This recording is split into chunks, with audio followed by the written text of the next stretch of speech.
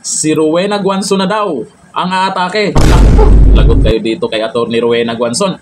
Matapos po ipakilala itong spokesperson ng Office of the Vice President, ay pinagsabihan din po ito ni Vice President Sara Duterte na hindi siya magiging attack dog. Sasabihin lang yung mga nagawa ng Office of the Vice President at mga gagawin pa. Yan dapat ang ginagawa ng mga spokesperson, di ba? Pero, ito namang si Rowena Guanzon ay siya na yung nagsabi sa post niya. Ayan, ang post po niya. Ako na ang atake, Marie. Ayon po sa kanya dyan sa nabalitang hindi daw mag-aatake ng ibang tao ang spokesperson ng Office of the Vice President. Ito, panoorin natin. Her job is for the institution, is for the Office of the Vice President. No, it's not political. It's not for me. So, that is why she will only bring good news, accomplishments, and announcements of the Office of the Vice President. Not the other woman. Nag-a-atake sa inyo? No. Everything was, all our discussion revolved around the life of a young boy. He's 12 years old. So, and then he was visibly pleased when he saw his grandchild because he's tall already. The last time he saw him was he's not that tall. He's 5'5" now at 12 years old. So that made him visibly surprised and pleasantly surprised. Sa politika po, kayo nag-usapan? Politics, wala. Let me remember. Wala naman. Meron siya nabanggit about Marcos, but ayoko na sabihin yung mga binanggit niya. Alam nyo naman na lahat yun kasi nakikita nyo naman kung anong nangyayari sa bansa natin. And he mentioned drugs as well in the current state of our country in terms of illegal drugs. Okay, questions? VP, may tanong po. Congratulations for the Office of the Vice President for receiving an unmodified statement from opinion from COA, I'm sorry, for 3 straight years under your leadership. What's your opinion with respect to this? Well, it shows the transparency and accountability and the compliance of the Office of the Vice President with all the regulations required by law. So we are thankful for the hard work. I am thankful for the hard work of Office of the Vice President personnel. VP, how was your trip in South Korea? I did not go to South Korea, ma'am.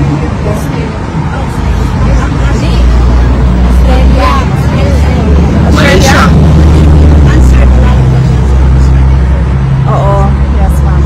But are you planning to visit? Yes ma'am, there is a Filipino community event already confirmed on July 27 in South Korea. Oh yeah, that's the one. So, ano po nang gagawin doon sa community event? It's a Filipino community program. They organized it and we were invited as speakers. Yes. Does it yes, we confirmed on the schedule because I wanted to thank the Filipino community as well in South Korea. Personally, thank them. I've always been thanking and I've always expressed my gratitude to the Filipino communities worldwide. But when we receive invitations, we really try to accommodate it so that we can personally thank everyone. Does it mean po ba nandun po kayo sa South Korea during the SONA? Hindi. During the SONA, I'll be traveling back to the Philippines. It's the travel day from Korea. Vice President, ano po yung reaction ninyo or what does it mean when you told your spokesperson of the Office of the Vice President, Attorney Ruth Castelo, yeah, that she will not be the attack dog of the Office of the Vice President? What's the motivation behind this? Because her job is for the institution, is for the Office of the Vice President. No, it's not political. It's not for me. So That is why she will only bring good news, accomplishments, and announcements of the office of the Vice President. Not the other woman. So, sino po? Nag-a-atake sa inyo. No, we do not want to besmirch the reputation of our office. VP, speaking po ng kay spokesperson Castelo. So nabanggit po niya na meron daw pong additional na sa budget ng VP for next year. So ngayon po ang current budget na na-approve ng DBM ay 903 million. Yes. And sabi po ni spokesperson Castelo, for additional employees daw po and other IT equipment, yung sa cost na yun. So, saan po gagamitin exactly yung IT equipment? So, ano po yung purpose ng additional employees? It is best since the office of the Vice President already has a spokesperson, no, and she has been allowed to discuss matters regarding everything about the office. So let's just direct the questions to her when she does her press con. She will conduct a regular press con. VP, I know this question has been asked many times. Yung impeachment na nakahang pa rin sa'yo, how are you going to address the allegations of, for example, fictitious names as beneficiaries of the fund? It can be very well addressed during trial. So our lawyers are preparing for the trial and collecting pieces of evidence and gathering affidavits from witnesses that they will present during trial. But let me just say this, no, I think it is wrong for everyone to pick up as truth or as a fact all the pronouncements of the members of the House of Representatives, particularly with the fictitious names, because there are rules in intelligence operations, and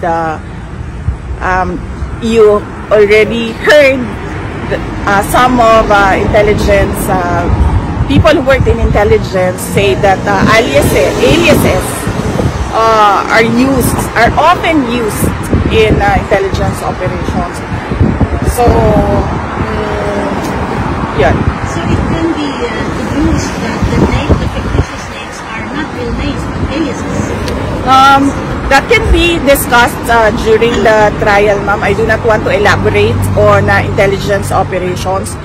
We have an intelligence expert on our side, two actually, who will be our resource persons. So let us wait for the trial. And as I said yesterday, if there is no trial, then I will answer it publicly. But I just want to wait what will happen to the articles of impeachment. Regarding naman po sa case ng inyong ama, so yung defense team po, si Attorney Kaufman, he seeks to present po yung Senate findings ng committee po or ng panel po ni Senator Jaime Marcos.